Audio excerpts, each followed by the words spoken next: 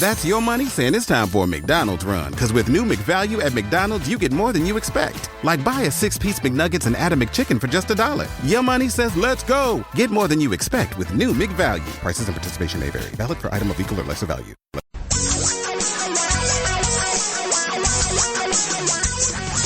Reality radio for a really great future. We're talking real money. What? That's you. Really? Hit do it. We have to do a show then? Check it. All right, I guess we will. Or I'm going to do some bad rap or something. It's up to you. Oh, please don't. You count on it. I don't even like good rap. Okay. I know I won't like bad rap. Indeed. And it will be bad, my friend. Oh, please, no rapping, no rhyming, no poetry, no singing, no dancing. Bad jokes? No. Bad jokes, Okay. Of course, I totally expect those. And then they're coming, trust me. I am ready for those. No. You know, I think you've been like a dad multiple times over the years, so I think you are the guy about whom they created the dad joke idea. I think you're right. It emanated from something I said 25 years ago. I'm certain of it. Or more. Oh, stop it. Or more. You're the guy who wants to talk about the crash of 29 because you were there.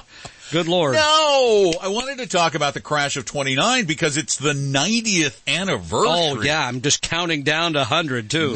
We're almost 100 years from the crash of 29, and so much better. Well, but I made my money back. But I think you better set up the show first. Then I'm going to let you do the rest of it. All right. Okay. Well, but you started me off on the topic. I can tell you're all worked up. I should give out the phone number. Tell them who we are, what the heck we're doing. All right.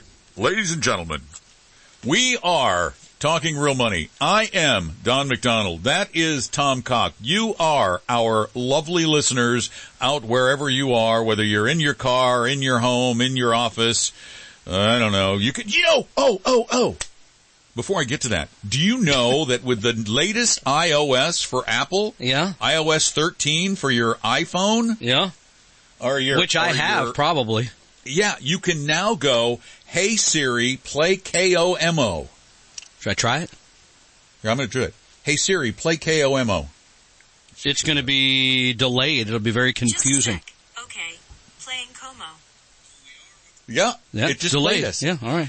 So you can on your AirPods, your HomePods, your iPhones, your iPads, all of these things. You can now just say play KO. You have to say play KOMO or to me. Does it be like or something? Play Misty for me, like that kind of thing, It's or what? Kind of like that. Okay. It's just Hey Siri, play. Clint Eastwood available for the remake. Actually, we should just during the show go, "Hey Siri, play Como," and all these iPhones. You'll be hearing them all. Okay, you still didn't do what you were supposed to do. I hate to be the guy pushing you all the time. It's been a long time, and I forgot. Call us at 855-935-TALK, 855-935-8255, because we know one thing. You deal with money. We do know you deal with money. You may not like dealing with money. You may not have much of it, but day to day, week to week, month to month, year to year, throughout your life, you're going to deal with money, and there will be times when it will confuse you. There will be times when you'll go, "I don't know what to do with it." There will be times when you think, "I think I'm being ripped off." And you really you need someone you can call. Now. Let that person or those persons and let me add one thing. That's our favorite part of doing this program. We could prattle on about topics that are important to us for decades. We could go back the 90 years, fill that between now and the crash. Not a problem. I could do the complete history of investing going back to 1929. Exactly. And I think I'll do that today. No, please don't. So the show really is about you. We love answering your questions, and we take them all. So we screen nothing. And the talented, I would say lovely, but I don't want to get in trouble, the talented Joyce is here to take the calls today. And if you call, Joyce is doing. Yeah, she's handling Joyce the callers. Is doing her penance. Exactly. And if you call, you get a book from us. I don't know which book. I don't know who's writing it. I think it should be Financial Physics. Okay. I think it should be Financial Physics. Which is a great book. I really do. Because that's the one that makes the difference. Well, it's not written with price to earnings ratios and all the jargon. No.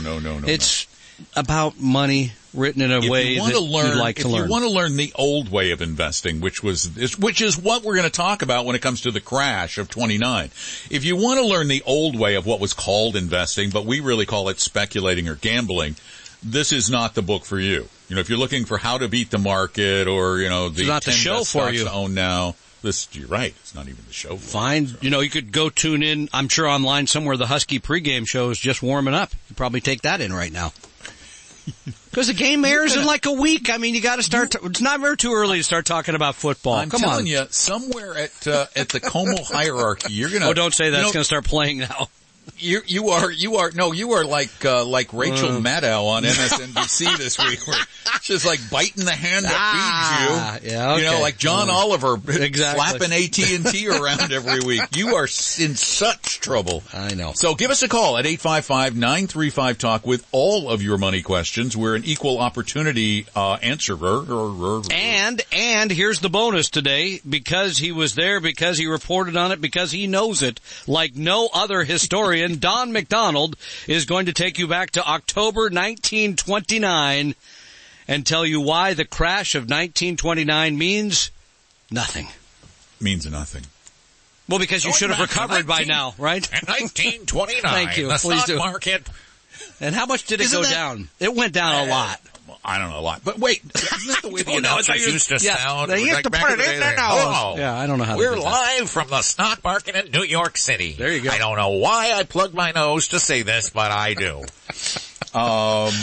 It's just the way they sound. Okay. Why is this a relevant story 90 years later? Come on, really, tell me. Because everybody still thinks about it, and even Oh, more. I get up every morning and think about it, sure. No, because there are salespeople. Crooked, evil salespeople. There's a guy in Phoenix who to this there's day more than still one does guy in this. Phoenix, by the Where way. they do this whole song and dance about, you know, the being back in bread lines again, because we're going to have another crash like 29. Oh, that If we guy. that guy. Yeah, you we know, know then there's him. lots of others who are always saying, well, you know, it took until 1954 for you to recover from the stock market crash of 1929. That is absolute baloney. Mark Hulbert, several years ago in the Wall Street Journal, Who's Mark read the Hulbert? numbers.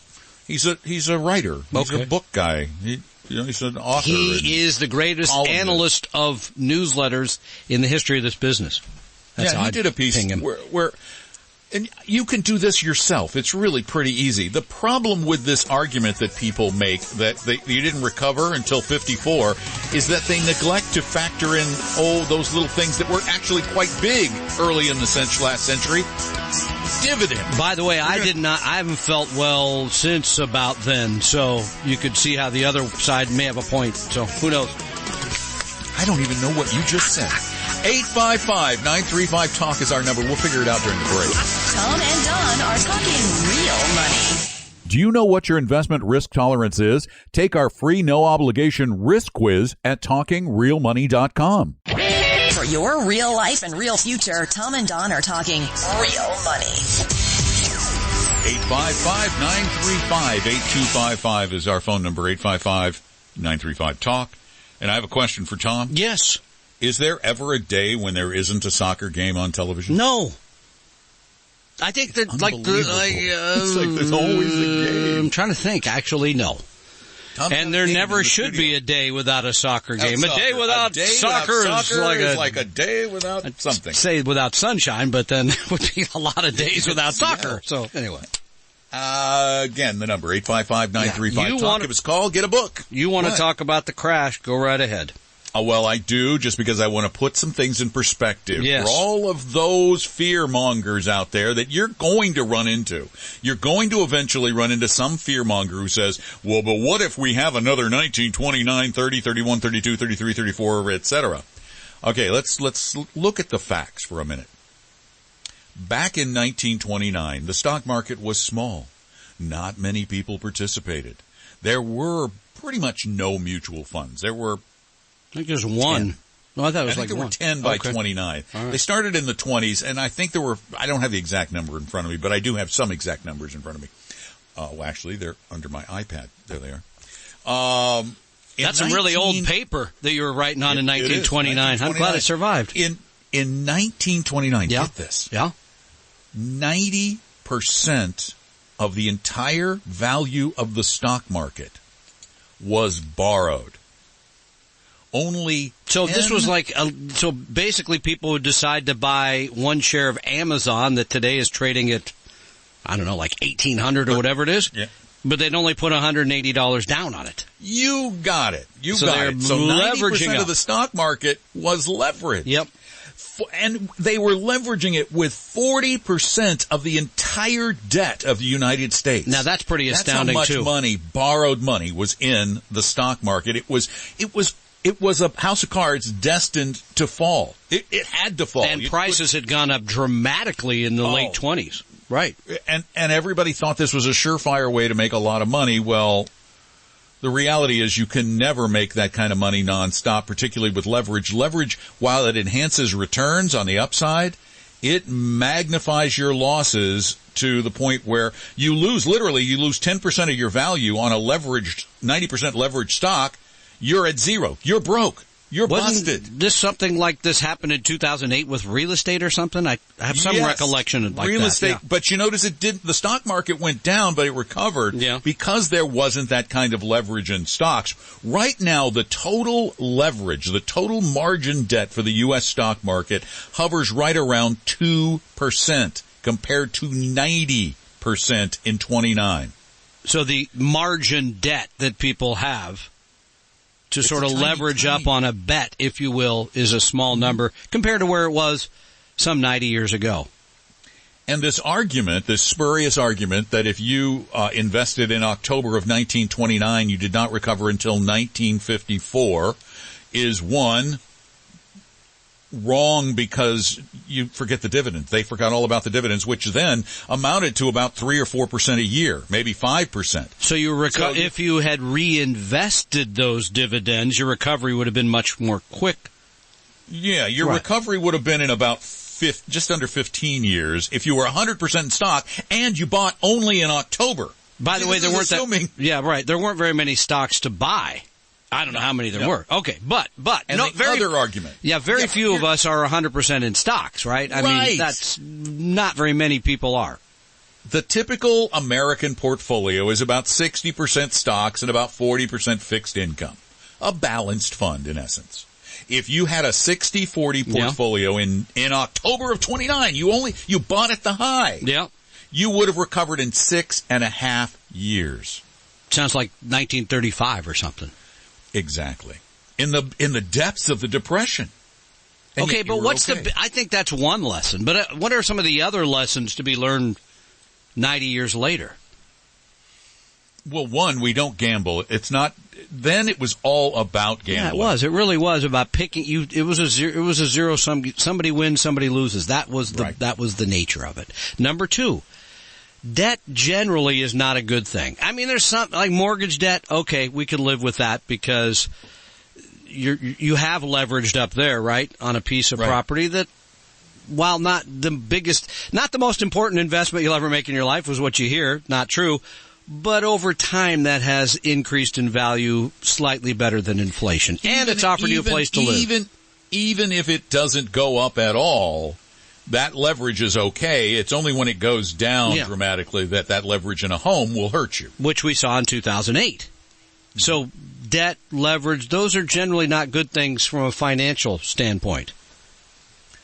And the other thing is that investing has changed dramatically over the past 90 years. I agree. Today you can invest in every publicly traded stock in the world, and you could do it easily and inexpensively, creating a diversification. The diversification alone practically guarantees that you can't suffer the kind of dramatic and protracted loss that occurred in the 20s and 30s. There's no guarantee against anything, but because that diversification reduces overall volatility, you have one market kind of picking up the slack for another. Which is what has happened, yes. Which is what has happened over the past 90 years. Even though we've had big declines, none of them have been protracted. Yeah, I think globally. I want to say your reporting then was as good as it is today. So well done, sir. Wow, I aged gracefully. You look great. 855-935-TALK. Not bad for a 102-year-old guy. I was reporting at 12 years old back in the 20s. 855-935-8255. It's the voice that's amazing. That's continued. I don't know how. Tom and Don are talking real money. Download the advisor interview form and find out if your advisor's a fiduciary at TalkingRealMoney.com.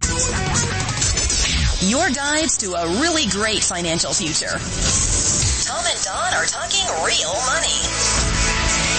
Hi, I'm Don. That's Tom. Yeah. I don't know what's going on. Apparently, I'm going to be on the show more than I normally am. I just hang out and do live radio for the thrill of it. You know, that's why I've been doing it for like 35 years. It's like, you never know what's going to happen. Exactly, yeah. It's like, there was a time years ago when I was doing overnights on a network. Mm-hmm. And the Business Radio Network. Business Radio Network. Yeah. I had a caller. We used to get a lot of calls at night. We'd get like 8 lines filled. Not like back now, in the day when people would listen to the radio in the middle of the night, yeah. And we went to a call at about, I think it was midnight Eastern, 1 a.m. Eastern. And we went to this call. Oh, this is the famous show. Cricket call. And I hear the sleeping call. So I had my engineer say, turn up the volume. So he turns the volume up, and we hear crickets in the background.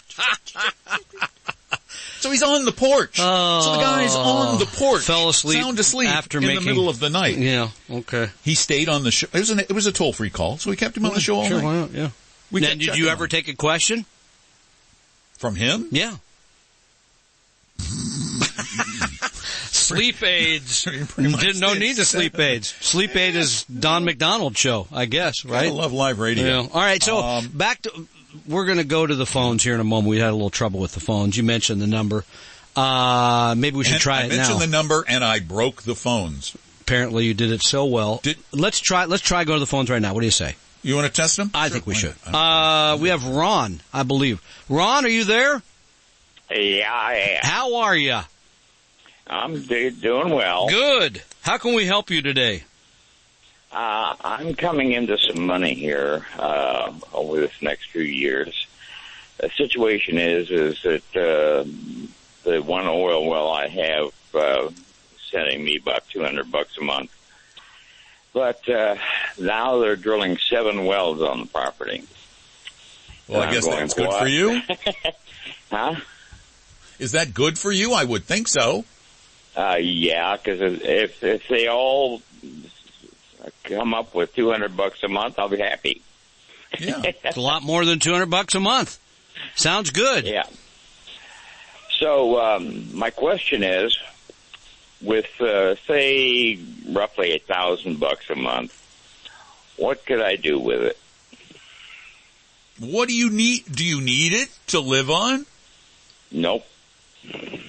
And what would be the ultimate purpose of this money? Purpose? Well, I have a couple of colleges I'd like to endow. Okay. Well, what about set up some sort of a charitable trust or something, or use you could. There's a whole bunch of different ways if you want to give to a. I mean, you could open a. You could give right to the college. Right to them. You just hand them the money for one thing. I mean, I get the sense you're asking about how to invest it to give away in the future. Is that what more your question is, or am I reading into it? Well, yeah, you're reading into it. No, okay. I'm looking to when I pass on to give that away. But in the meantime, I'd like to do some accruing of more money. Okay. So I was closer to being right than I thought. Anyway, yeah. You were closer. Right. Yes. The one thing I thought of was, what do they call it? The banks have it. Oh, darn. My mind is quickly dimming out. That's right. So are ours. Yeah. Well, Don still going back to his reporting on the Great Depression. But so I mean, here's another idea. I mean, you could open a charitable remainder trust of some. I mean, there's all kinds of ways to do this. Now, will any of these ways avoid my paying taxes on it? Sure. Okay. Yeah. Good. Wait. Wait. Well, not He on would the get a tax income. On right, the income right, you're right. getting from the oil wells, there's really not. But I there's guess it's an nothing to do there. offset because you're getting a deduction on the giveaway. So Yeah, no, I mean you could set it up a lot of ways. I'm drawing a blank because I'm 112 years old. Me too. On what's that? A lot of old guys in this room today. What's that Schwab thing called? The charity. Yeah, the one where you give anything you could do come to on, help you're the would be CEO. very helpful. Okay, we're gonna get it during. We the are break. gonna find out. 855 Thanks, Ron. 935 talk is our number. 855-935-8255. You know, it's bad when we're both worthless on the same day. Give us a call. I think we have the phones working. We'll be back. Tom and Don are talking real money. It may not be the sexiest website in the world, but it's your one-stop shop for real money information. TalkingRealMoney.com.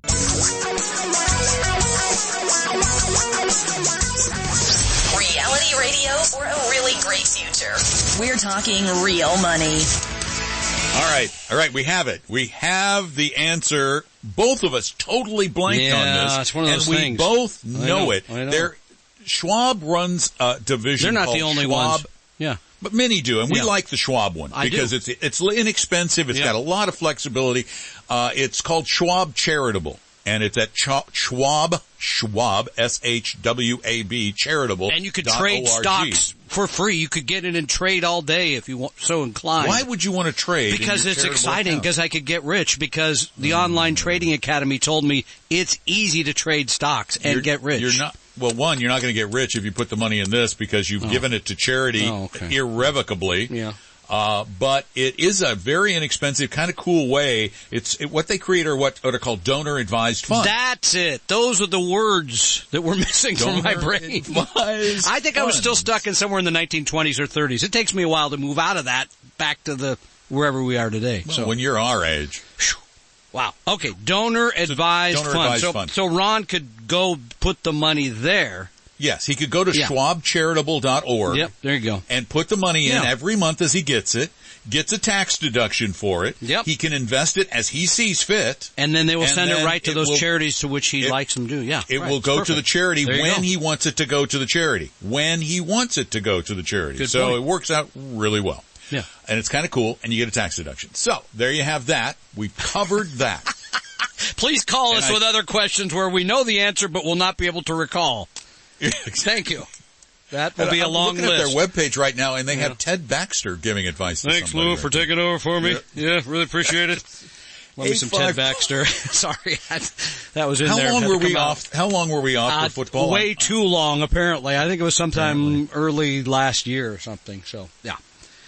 And we're here this week. We're not here next week. We're not next week? We are not next week. Next week, the Huskies play at, I think it's 1 o'clock or something. So, pregame show begins in about 3 hours. So we will not be on next week. I cannot keep up. So let me give the number again, 855-935-TALK. We are giving you, for calling, a free copy of Don's book, Financial Physics, which should help you understand how money works. Right? Mm-hmm. Yeah. Right. And, you know, we can't really let the show go by without, this would be letting the elephant literally out of the room without discussion, the Ken Fisher saga. Right? You know, and for those of you, I mean, it's a little inside baseball, but it's been out there enough now. Given the fact that Ken Fisher is like, and every time you go on the web, it's like, Well, Ken he's the Fisher biggest. says annuities He's the stink. biggest registered investment advisor in the world. In the world. Yeah. 114 billion. He had that about 4 days ago. Now it's Or at least he 111 or was. something.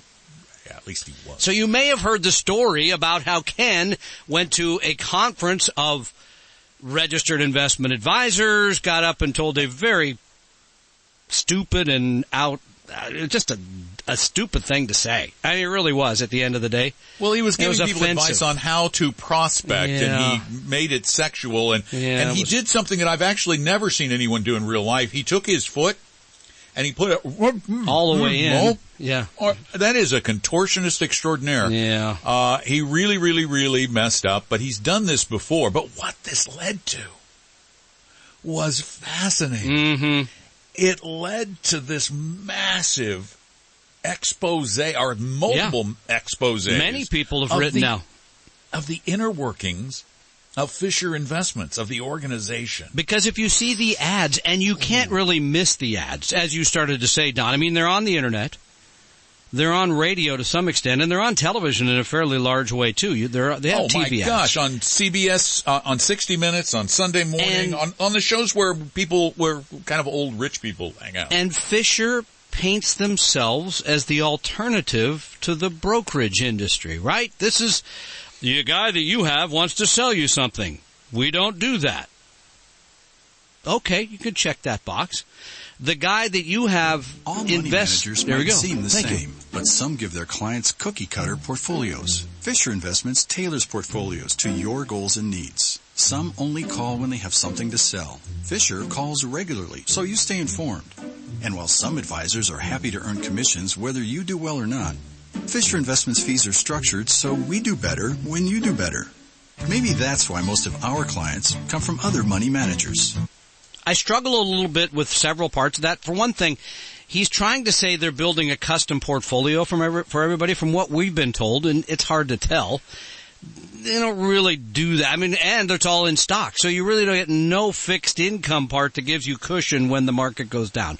Very few of us can live with that, but that's all. Yeah. Plus, they're also stock pickers. Yeah, he is a stock picker.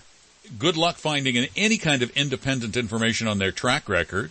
Doesn't exist. Although it did exist up until 2016. We'll talk about that, but we'll also talk about the last part of that ad that I think is horribly misleading because it makes it sound like they only make money when you make money. That is not true in any way, shape, or form. Not true. About any fee. Exactly. Yep. That's not true about any of them. They just that's a little misleading. We'll be back. 855-935-TALK. Tom and Don are talking real money. Just about everything you need to know about money can be found at our website, TalkingRealMoney.com. For your real life and real future, Tom and Don are talking real money. And you can call us at 855-935-TALK to talk about your real money issues. Before we go to the phones, we want to wrap up just the fee segment of our talk about Fisher. Yeah. We'll have more Ken Fisher information later to share with you.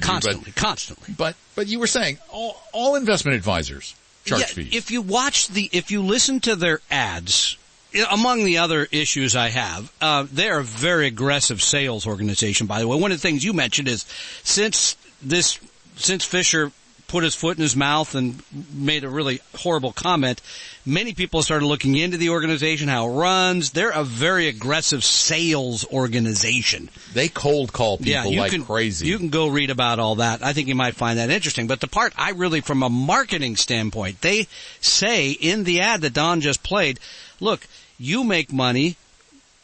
We make money. We make money when you make money. Yeah, it makes it sound like there's some guarantee aspect to it. Listen to it carefully because Hold on, let me pull it back up again. It really makes it feel like we only get paid if you make money. That's the inference I think many people might take from the ad, which is here it is right here. Let's play that again. Let's play it from right all about. Money managers goals and needs. Let's go right there. Calls regularly, so you stay informed.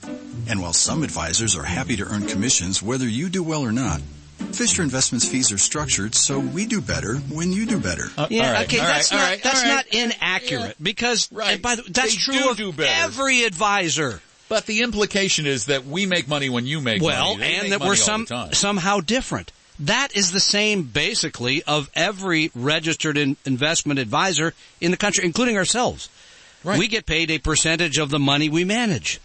Right, and let me just tell you hope you make more money because, yes, we do make more because your account's bigger, but it has nothing, I think it's misapplied, I'll put it that way. This is a really great opportunity for some perspective in the industry because people are always going, well, what's a fair fee? Well, I'll tell you what we charge, and then I'll tell you what Fisher charges. There you go. We charge 0.9% on the first $1 million we manage, 0.5% on the next $1 million, and is it 3 tenths or 0.3? 30 basis points, 0.3% on everything over $2 million. Okay, so that's pretty low. Here's Fisher's. They actually claim their largest fee is 1.25%, but you read down in the fine print and it says, oh, wait, unless you have below $500,000, and then we charge 1.5%. Yeah.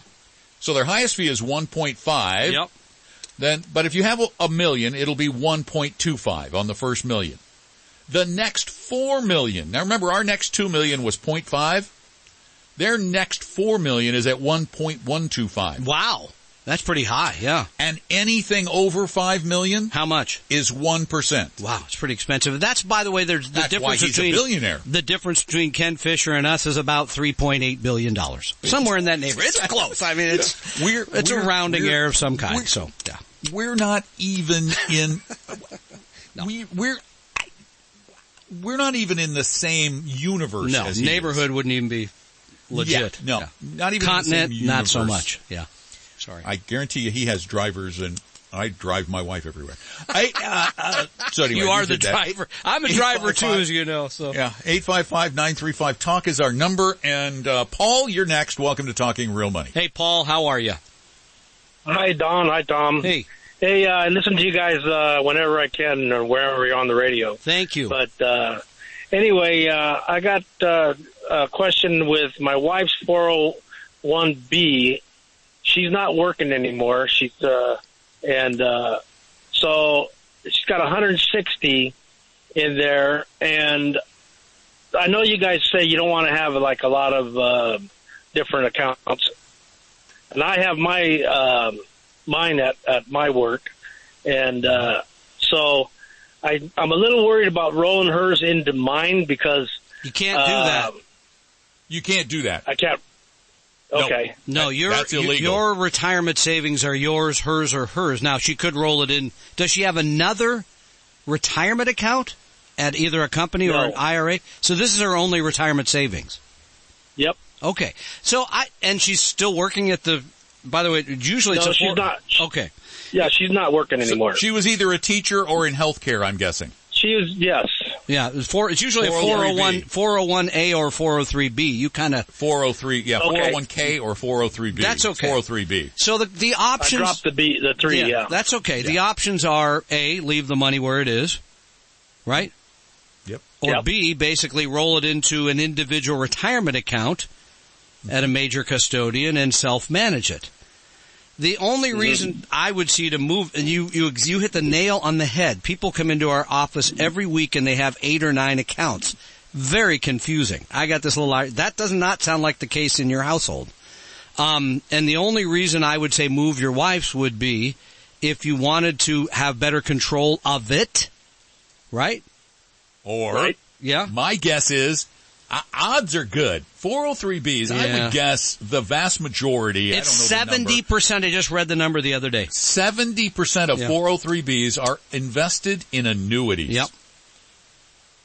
And I bet your wife's is invested in an annuity because they're very aggressive salespeople who come visit the school and sell the employees, or the hospital, and sell the employees on putting their money in their overpriced, ridiculously stupid, worthless annuity that is worse than a mutual fund. And even if it's not, generally those two plans, if it's a 403B, we most of the time see poor investment options and expensive investments. So, that said, if you just, I'm scared to do anything with it, then you leave it there. But you could move it to an individual retirement account. As you know on the program, many times if you're going to do this on your own, we offer you a couple of mutual funds you could put it into. One's a stock fund, one's a bond fund. Those are Vanguard funds that we've mentioned regularly, and I think they're up on the website, right? And you could do it that way. I think those are the two options. Yeah. And so I'm telling you, I believe that the odds are good that she is going to be a lot better off in an IRA with Vanguard than she is in this 403B with probably 95% of the 403Bs we've seen. Go ahead. We didn't. So another question. we got about 6. I got about 6 years till I retire, and I'll be 68. But I've been reading about these. The required minimal distributions when it turns 70 and a half. Yes. And I've been wanting to try to keep the number, low enough so I'm not into a different tax bracket, out of the 15% tax bracket. How big is your 401k or IRA or retirement savings? Right now, mine's at 375.